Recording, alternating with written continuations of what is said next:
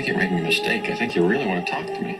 Sorry, I have 3 other interviews to do before this party's over. Yeah, if they're not working on something that'll change the world as we know it. They say they are. Yeah, but they're lying. There is a limit, even to the imagination. Human teleportation, molecular decimation, breakdown, and reformation is inherently purging. Where our greatest creations meet our deepest fears. Something went wrong, Seth. When you went through, something went wrong. You are about to go beyond that limit.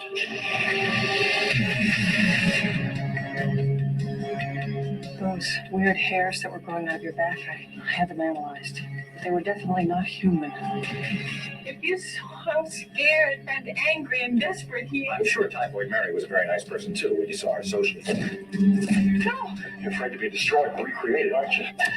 You're changing, Seth. Everything about you is changing. Oh, no. What's happening to me? Am I dying? I want to know what's going on. What does the disease want? It wants to turn me into something else. Oh, no. A fly got into the transmitter pod with me that first time when I was alone. Don't go back to it. It could be contagious. I'm afraid. Don't be afraid. No. Be afraid. Be very afraid.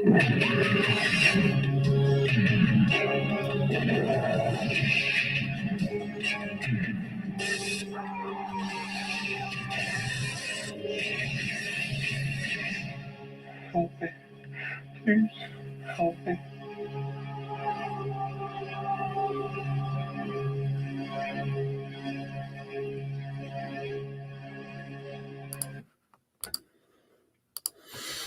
And good morning, everybody. Look at us, 18 days or 19 days into the 31 Days of Monsters. I'm really interested in what you think of this movie.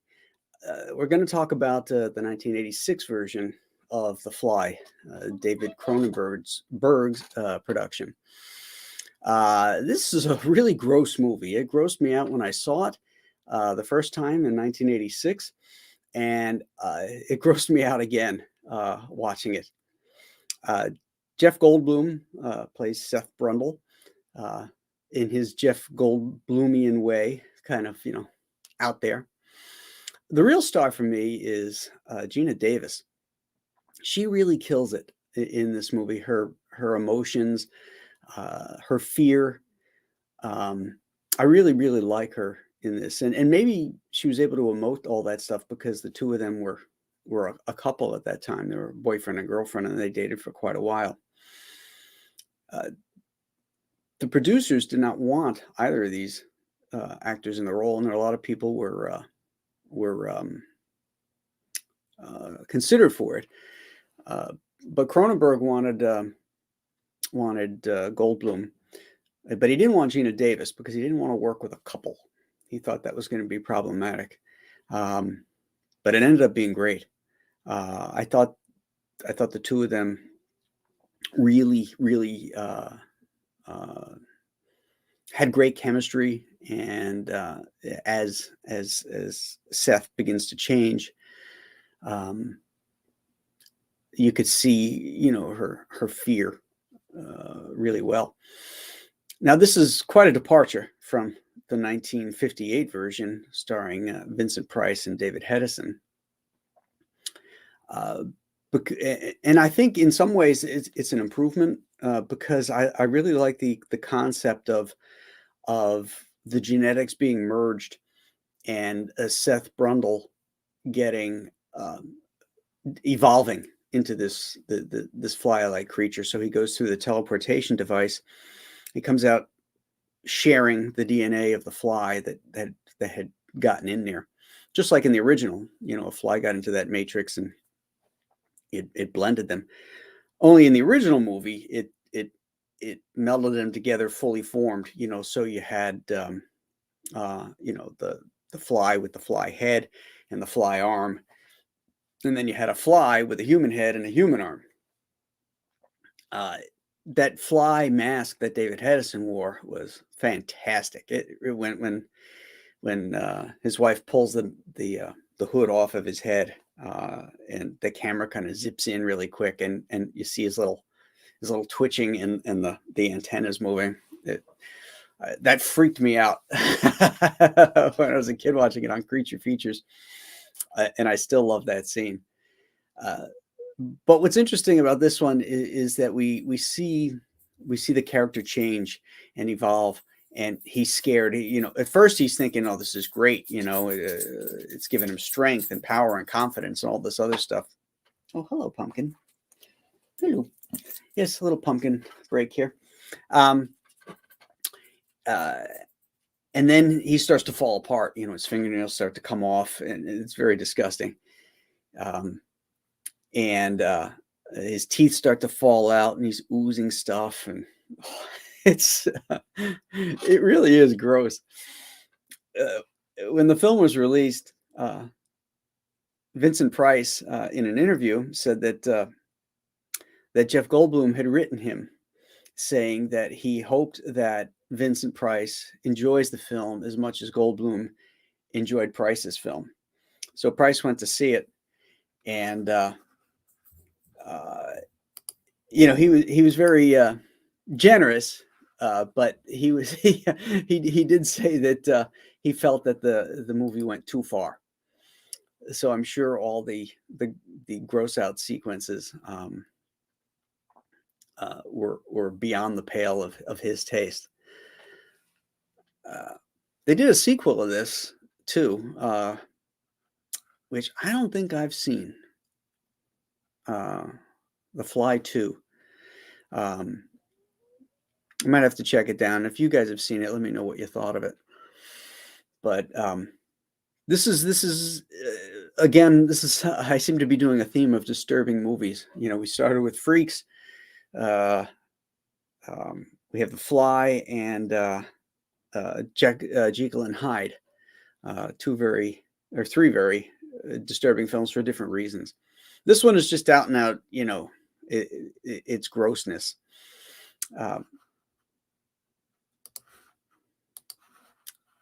Oops, wrong. I always like to show the poster if there is a decent poster. The old, as you know, I really like the old posters when they had artwork for them. And this one is artwork too. Again, this is 1986. They hadn't fully gone full on photo covers. This is a great poster though. It invites you into the movie and sort of tells you everything you need to know about what The Fly is about. That tagline, "Be afraid, be very afraid," is now a classic tagline that's used for a million different things. It's become a pop culture phrase. And that phrase came from Mel Brooks, the great comedian and comedy writer who also produced this film. As you can see down here, Brooks Films produced this. When he produced films, I don't know that he ever actually produced any comedies other than maybe his own. Maybe he did, but he did The Elephant Man. He did The Fly. Completely, you knew he loved horror movies because of all the care that went into Young Frankenstein. So he was a big fan of that stuff. But yeah, he came up with that phrase when he was talking about the script. It was just an offhand remark, and it stuck, and they've used it, and now it's become this piece of pop culture phrasing. Found these illustrations done by the special effects artist Chris Wallace for the drawings of the evolution of Seth Brundle, which I thought was kind of cool. And some of these things, like the first couple, you clearly got to see. But the final fly at the end, I think the drawing owes more to the David Hedison look than what the final drawing looked like. I think they decided we have to put more. This is too much fly. It doesn't have enough human DNA in it. And so here is our final version of the fly. You can see the eyes are a lot smaller. They're more on the frontal plane of the head. He's got all kinds of little mandible things hanging off of him.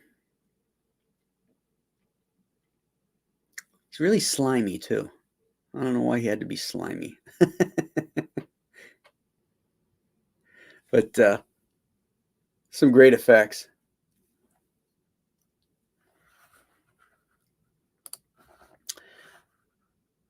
It's been said that the evolution of the fly, from man to fly, was supposed to be more of a like a metaphor for AIDS, what he was going through, because the movie came out during the height of the AIDS epidemic. But Cronenberg says no, it was more about death, the aging process, and cancer that he was thinking of when they were going through this. So he denies that. But it's a cool film. It's well acted. One of the other things too that I thought was really neat, it was the actor who plays Gina Davis's boss, John Getz. He plays Stathis Borans. It's an odd name, isn't it? Stathis Borans. He's really good in this. He's playing the typical yuppie bad guy, which I guess he says that he was cast on a lot of those roles, which that was the bad guy of the 80s, kind of a smarmy yuppie dude. But what he liked about this role is in the end he becomes a hero. And I think he's a much more complex character than a lot of those types that he mentioned, the yuppie 80s bad guy. So he really stood out to me in this movie. So there you have it, gang. The gross version of The Fly, circa 1986, from David Cronenberg. Let's see who's in here. Guy Dorian is up. He says, "I'm up, damn it. Ha. You got to set an alarm for this show, son." Glad to see you made it. Devil Flyer is here. Pop Culture Avenger is here. Who says this is the movie that revolted Graham. It did.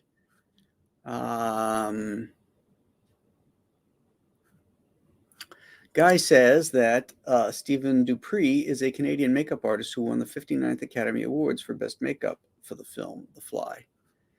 Interesting. Devil Flyer reminds us that Vincent Price was born in St. Louis. I say, bzzz. Dr. Mask is here. Good morning. He's a big fan of Vincent Price's version, but he thinks this one's great too. Prater 7 is here. Good morning. Don Perkage. Good morning. North Free. Good morning. And he says good morning to the mighty chat. Fearless Freep.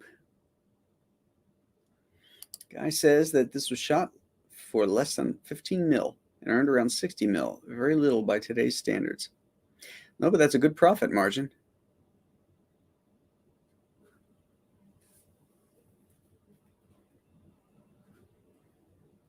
George Travelos is here.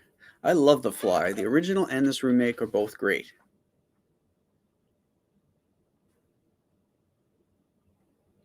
I like how they reuse the line, help me, in this version too. Kind of a nod to the original. Which is really creepy, when Vincent Price and Herbert Marshall, finally hear the sounds and they look and they see the half fly stuck in the spider's web and that big spider coming towards it, and he's just, help me. that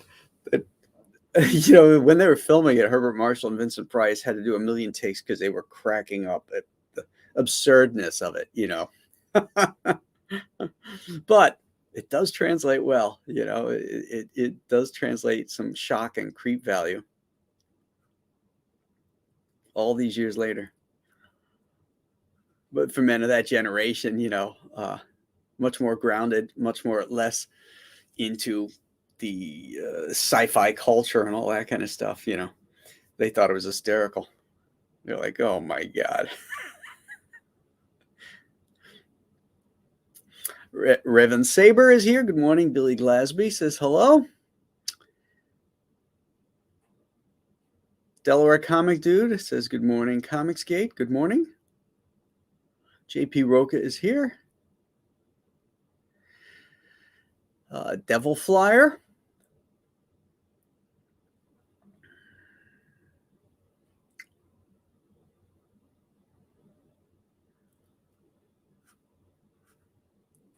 Oh, shit. This thing, I don't know why it does that. You know, if I scroll through the comments, it skips. Skips all the way down to the bottom. Then I got to scroll all the way back up and figure out where the heck I was. Hold on, gang. There we go. All right. Maybe if I grab this thing and do it, it'll be better. Devil Fly says, good fun without the wokeness. Everything's more fun without the wokeness. Guy says he's digging on Alien Alamo. Well, thank you. I'm moving along good on that one. I got like 8 pages left to illustrate. Then the fun begins. Then I have to do head sketches. I've ordered the bullets, the keychain bullets. I've got the shirts ordered. We're moving along, my friends.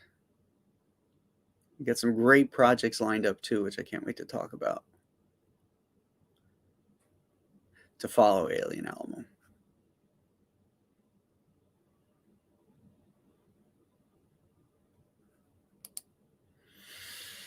Love the way he shows a progression of change in aggressive behavior by slamming his fist on the table without being aware he is. Yeah, and he's rambling too. He's like a stream of consciousness, which is very Jeff Goldblum, so it works really well.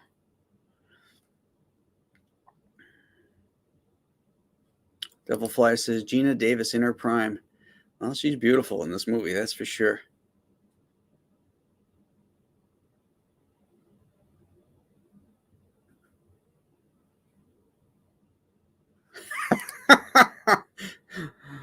I play this movie during Thanksgiving meal.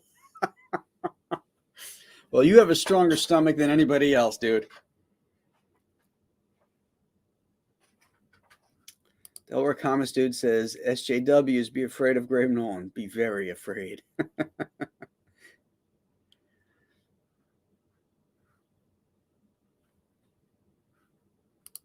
North Free likes the remake. The remake shamed the original, and I love Vincent Price. Stat Zero is here. Good morning, Stat. Yeah, one of the grossest scenes for me. The 2 grossest scenes are his fingernails coming off, and his eating process. You know how like a fly eats by regurgitating this acid so that it breaks down the food and then it can slurp it up. And he does that to that dude's hand and foot. That's gross. Flies are disgusting. Period. JP Roca, flies really are a pest. They are a pest. They carry disease. You know, they've got feces on their feet, you know, from landing on shit. Ugh. And then they land on your food. I can't stand them.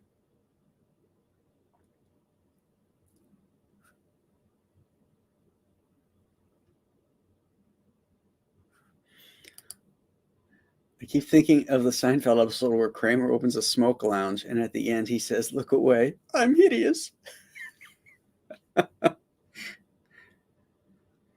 George Travelos mentions pumpkin. So does Hyper Kaiju. And Dr. Mask's Retro Elixir says pumpkin. Devil Flyer, everybody loves pumpkin. Yes.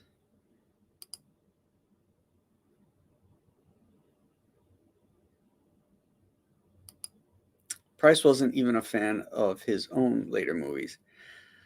you know, Vincent Price, much like the horror greats Peter Lorre, Boris Karloff, and Bela Lugosi, made some questionable choices, or maybe that was all they were offered at that point. But what makes them great, and the reason we still remember them, is that they gave it their all in every role they were in. Bela, uh, every movie to him was Nanachka, even though it might have been the Bowery Boys meet the Spooks or something like that. He gave it his all, and it shows. He's great. He's great in every one of his performances, even though the movie around him might suck. And I think that's true for Vincent Price as well.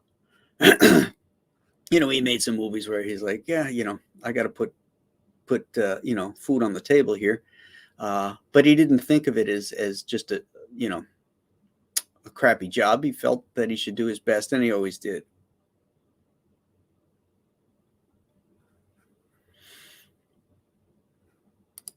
Vincent Price was a big art collector. He was also a gourmet chef, a writer.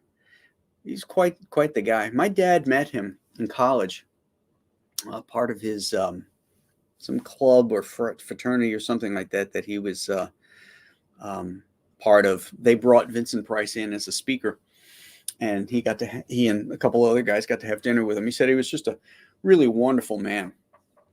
That would have been in the mid to late 1950s too. Stat Zero says Fly 2 is a bit of a revenge movie. You might get a kick out of it. Oh, okay. Is it as gross as this one?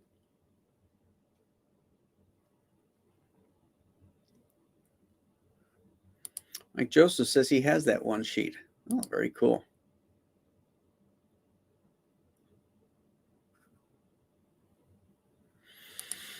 Johnny Rando says this movie cemented my sister's crush on Jeff Goldblum. Yeah, Goldblum got into the gym and put a little beef on for this movie too. Because if you see him in Invasion of Body Snatchers, man, his arms are like pencils.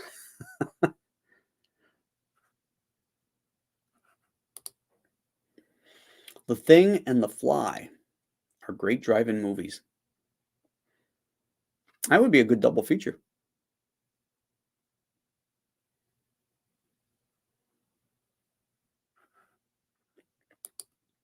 Ever throw up on a donut, then slurp it up? Can't say as I have. Johnny Rando says Mel Brooks produced My Favorite Year. That's an excellent comedy. I agree. Very funny. I just saw that recently. It was on TCM. A lot of heart.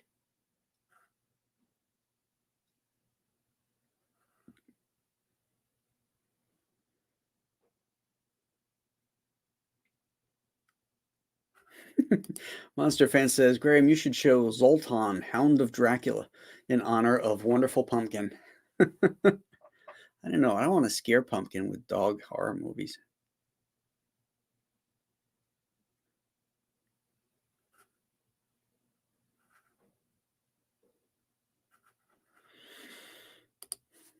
Dr. Mask reminds all of us to hit that like button like you're a giant fly swatter. Yes, hit that like button, hit that subscribe button, hit that reminder button so that you won't miss out on any content. What About says, ahoy, Nolan. Ding, ding, ahoy. What about? George Travelos has hit the like button. Well done, sir. Well done.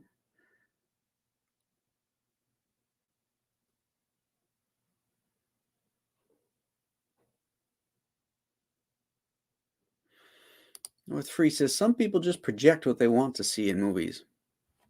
I'm not sure what you're referring to there, sir.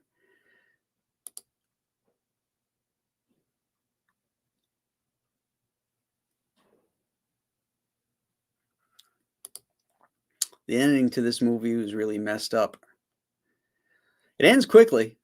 It sort of ends abruptly. But again, Gina Davis sells the shit out of it.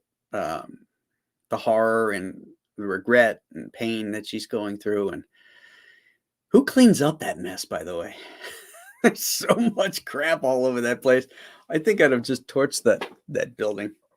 It's kind of a dump anyway.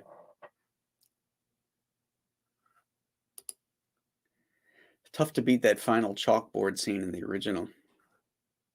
Yeah, one of my favorite scenes is when he's working out some of the problems on the chalkboard, and he's gradually losing control of his human side, and the fly arm comes out, with the pincers, and grabs his arm, and he's in this battle, between his two sides. He doesn't talk in that movie when he's the fly, but his body language in that sequence shows a lot. It's really cool. Purdue says 7 says he hasn't seen this yet. I rented it on YouTube. It wasn't available on Amazon, so I went to YouTube and I rented it there for like $3.99.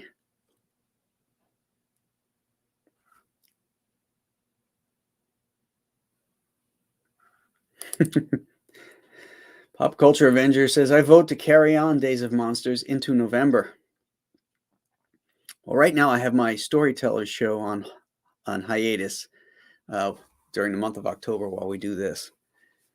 I'll be starting that back up in November.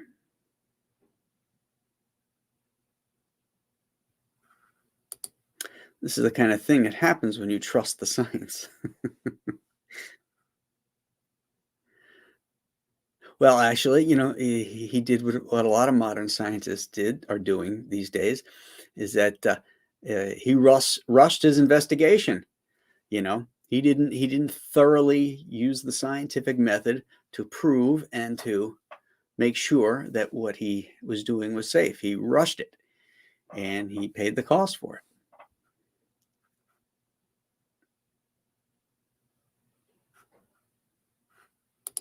Oh, Mike Joseph says The Fly 2 has even more disturbing special effects. Not really surprising since Chris Wallace directed it. Interesting. So you have another special effects artist moving on into direction, like Stan Winston when he went in and directed Pumpkinhead.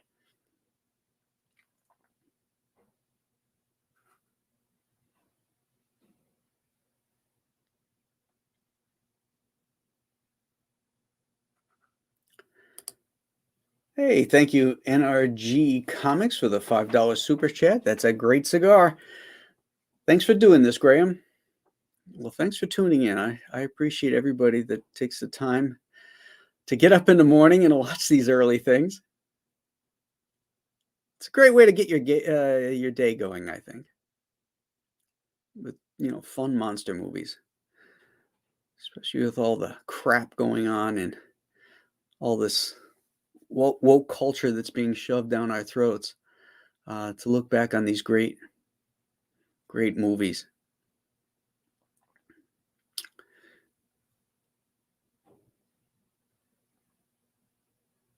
Stat Zero says The Fly 2 had an extremely satisfying ending.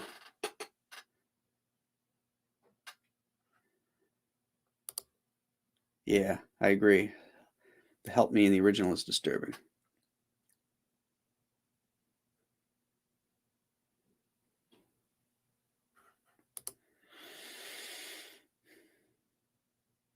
Who wants to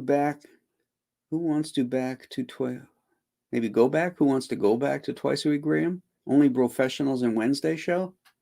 No, I'll do, we'll do Comics Gate Kings on Monday. The Bros on Thursday, and Storytellers on Wednesday. And then I intersperse other stuff in there, news, pop culture news, that kind of stuff. Kind of like pop-up shows that'll just pop up over something that's happened, currently in the news, or something that I need to speak out on or talk about.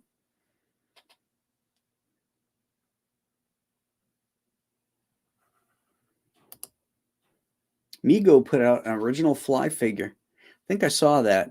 That was pretty cool.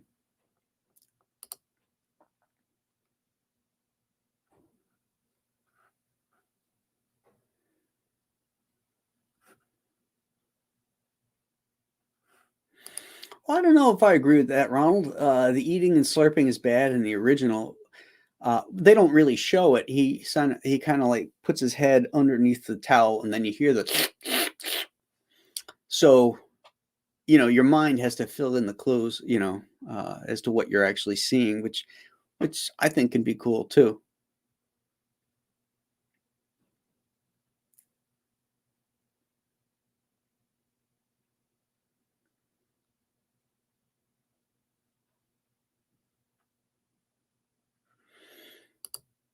Mike Joseph says he loves the original Fly, but it isn't a great Vincent Price movie.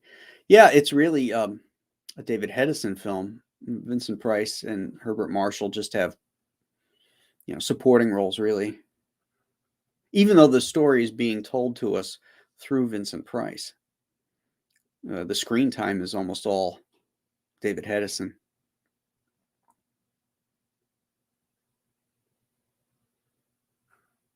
Yeah, I noticed that too. That when he's doing the arm wrestling scene, oh, that's another gross scene too. When the guy's forearm breaks and it busts through in the skin and you see the bone popping through. Ugh.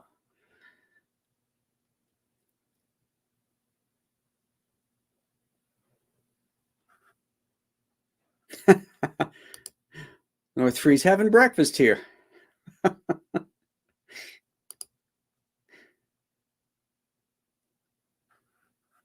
You have a stomach made of iron, sir.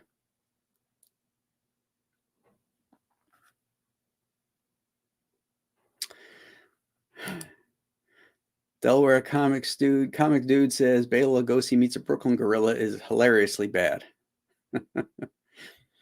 Just that title alone should be enough to clue you in.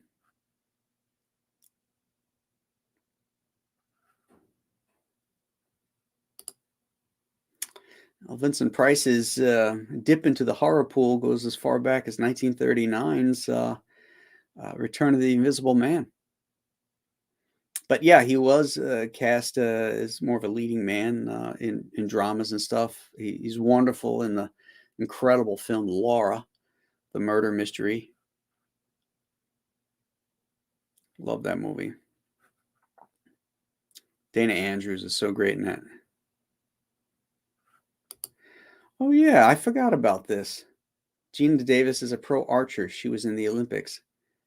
That's right. I forgot about that.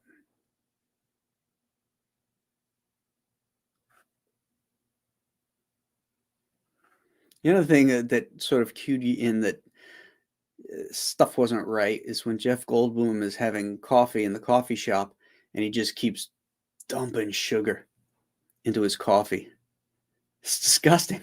Even that is disgusting. All that sugar.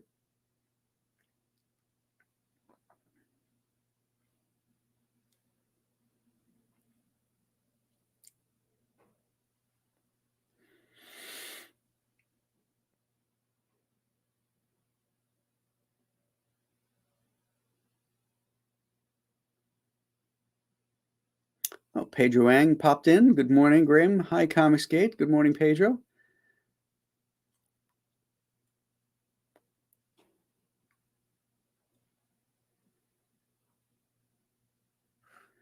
Not sure how to pronounce your name. Aether Prime. Aether or Aether Prime. Always hit the like button when I like what I watch, and I always like CG videos. Liked, subbed, and great. Thank you, sir. Now I got to get you to back Alien Alamo if you haven't. See what I did there? Always on.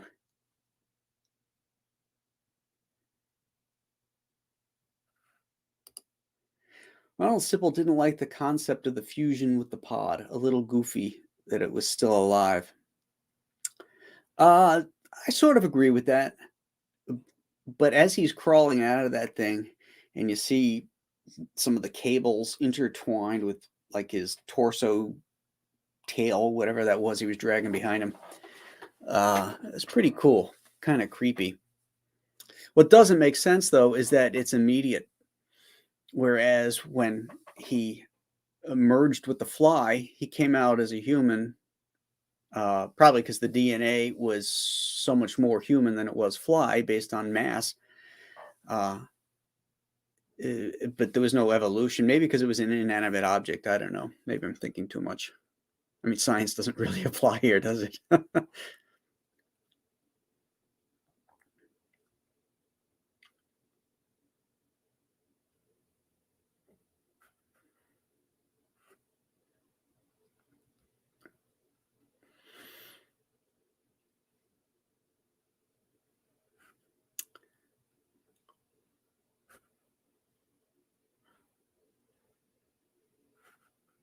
GP Roca says, like Dr. Jekyll, jumping the gun on science. It's sort of the underlying reason for a lot of these monster movies, all the way back to Frankenstein, is taking shortcuts, and you pay the price for them.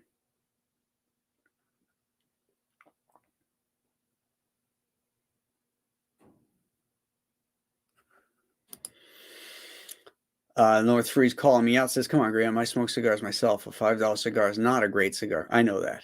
15 to 30 will get you a great cigar. That is true. That is true. What am I supposed to say if they don't give me a $15 super chat?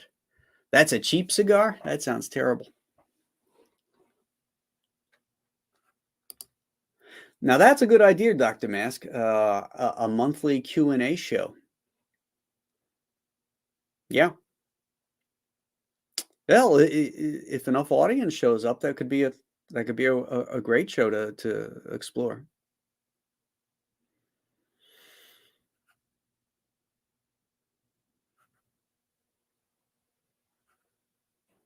Chuck does a Q&A show, Ask Chuck Dixon. And he doesn't do it live, though, but he has, people send questions and then he answers all the questions. It's a very, really entertaining show and format. Would have to put a little bit different spin on it, I think. But that's something we could definitely work out. Another gross scene is when his teeth is falling out and he puts them in the medicine cabinet. Yeah. Anything falling out off your body is not good. Oh, and his ear, too. I guess when his ear fell off, Gina Davis didn't know that was going to happen. And so her reaction is genuine. She's like just horrified, maybe she didn't know what parts of the makeup was him and what parts were prosthetics. But evidently she was genuinely horrified when that happened.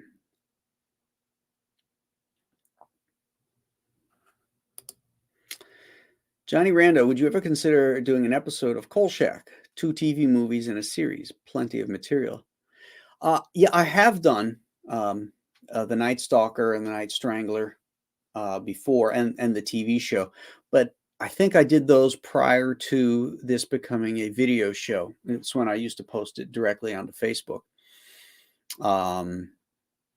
So yeah, I could definitely touch into that. I have to look back and see if I actually did The Night Stalker as one. I won't do The Night Strangler. I don't like that film. I want to like it. It's got a Richard Matheson script, but it pales in comparison to the first one.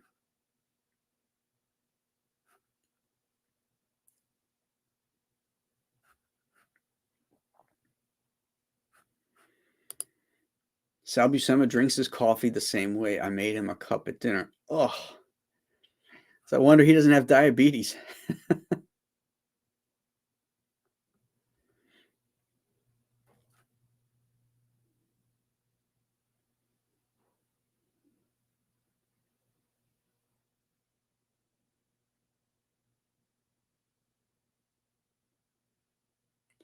Okay. Aether. I got it right. Excellent.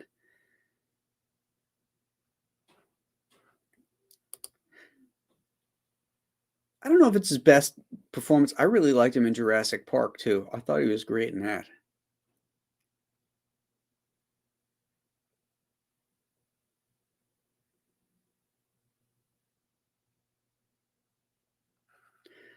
Ronald Simple says, funny thing, in The Thing, I noticed all the empty barrels of Roflex. It's an acrylic polymer in the hall used in the effects. They're marked. Huh. Well, they must have needed containers to fill up that hallway or something, and they used those. That's funny.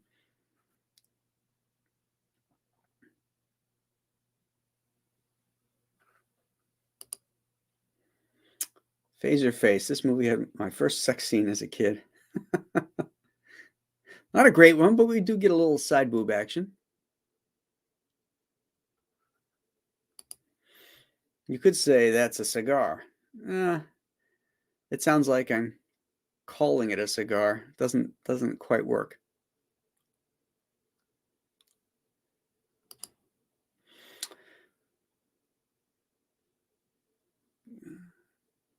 Though we will see. Green said he planned a whole trilogy up front, but then that idiot Curtis ran her mouth again and again. Not encouraging, and at least I don't know what we're talking about here. What did I miss?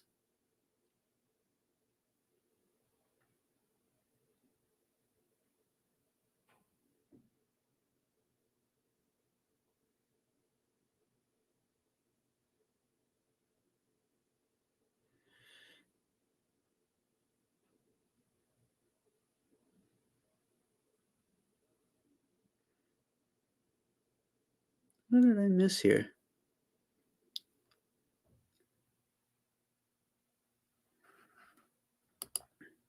Oh, Aether Prime says it's 8:31 p.m. in the Philippines. Ah, okay.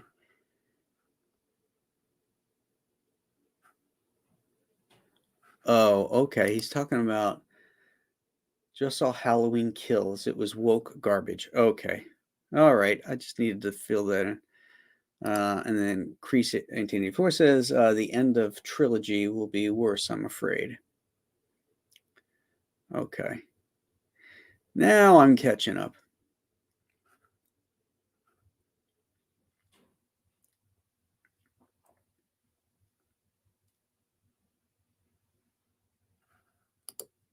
North Free says, sorry, Graham. No, you were being nice.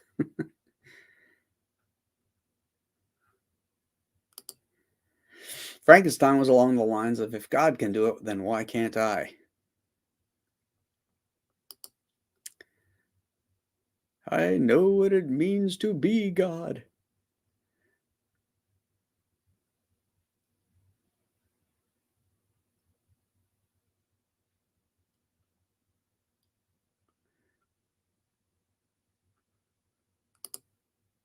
We did Night Stalker last year for 31 days on YouTube. Okay. Cannot wait until the Kolchak series comes out on Blu-ray. Yeah, me too. I'm going to get that. It's sometime this month. It's got to be coming up soon.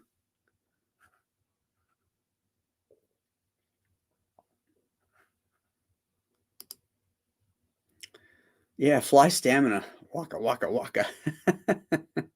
Yeah, he wanted to keep going.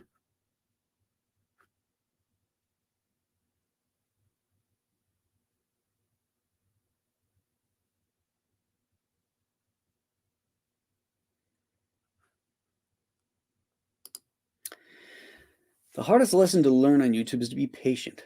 I was subbed to Richard Meyer for a few years before Ethan showed up. When he started, he was hella awkward. You have a better start than he did. All right. Yeah, I figured it out. Thank you, Crease, 1984.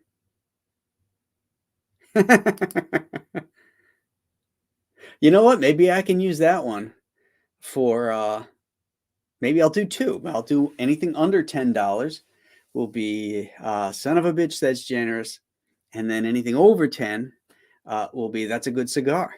Maybe we'll do that. How about that, guys? What do you think of that?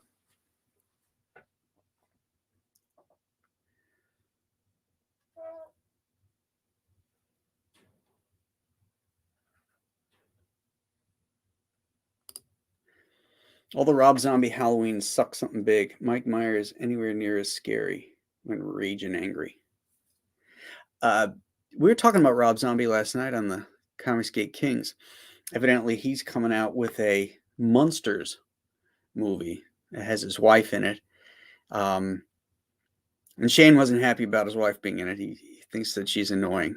And I haven't seen anything from it other than the still picture of Herman, Lily, and Grandpa, and they're sitting in directors' chairs with the actors' names on the back and the Munsters' home in the background. And I have to say, you know, from that still picture, it looks very authentic, very Munster-ish. I just don't know what kind of direction he's going to go in with this. Is it going to be like hard R, you know, heavy metal Munsters, you know, like a lot of his films? Or is he going to play up the humor aspect? Or is it going to be a combination of the two? I had suggested on the show last night to do it. He should play the Munsters straight, you know, be those goofy monsters that live in your neighborhood that don't really think of themselves as monsters. And almost like Abbott and Costello Meet Frankenstein, where you merge the genres together. So you have these funny monsters, but somehow some real kind of horror happens in the neighborhood or whatever, and they're involved in it.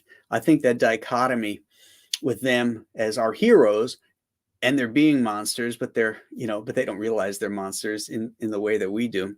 I think that would be funny. But you keep the horror straight. You know, you cross the genres and you keep the humor and their characters true to who they are, and then you make the horror characters true to who they are. That could be an interesting mashup.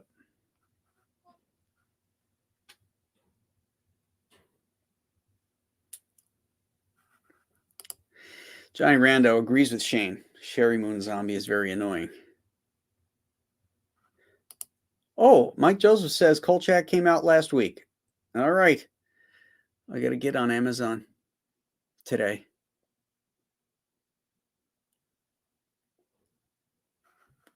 Ever since my wife and I saw this movie in the theater, anytime I get a rogue hair on my back, she calls the fly hair. Oh, Lord. Does she get big shears and try to cut it off?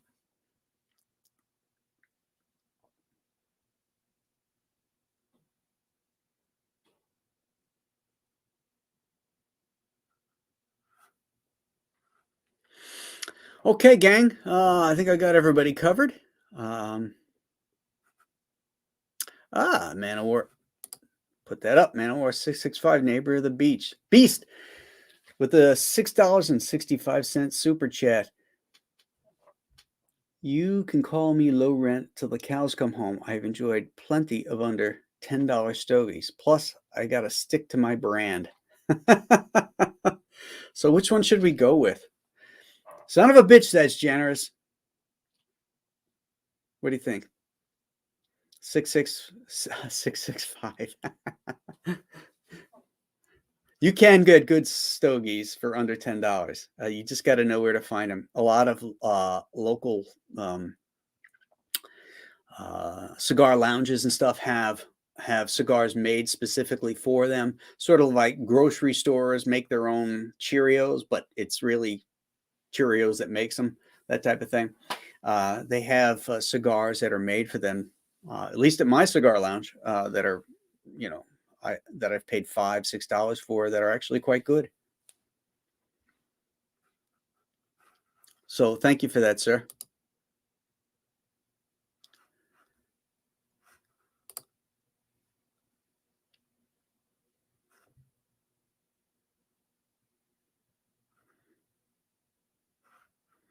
Stats 0. Whoop. Great show and have a great day. All right, buddy. Have a good day at work.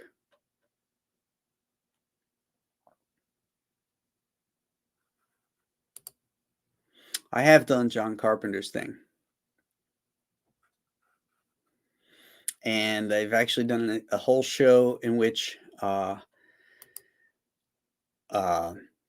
compare and contrast the 1951 version, The Thing from Another World, with John Carpenter's.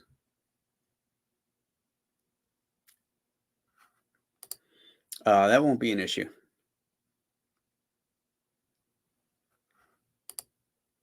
Dr. Mass is getting used to the cigar one.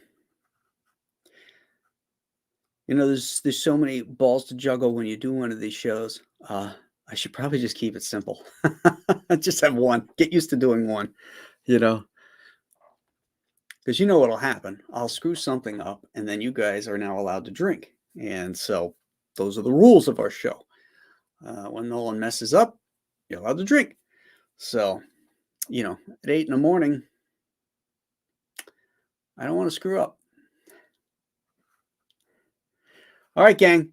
We're going to wrap this one up. Tomorrow, we're going to have the modern horror film that sort of really redefined science fiction and horror. Ridley Scott's 1979 Alien. So you now have your marching orders. You have your homework ahead of you. So, rent that one today, or watch it if you've got it digitally or on a Blu-ray or something like that. And we'll meet back here tomorrow at 8 for Alien, the original, not the James Cameron one. So make sure you watch the right one. All right, gang. Have a great day, and we'll catch you tomorrow.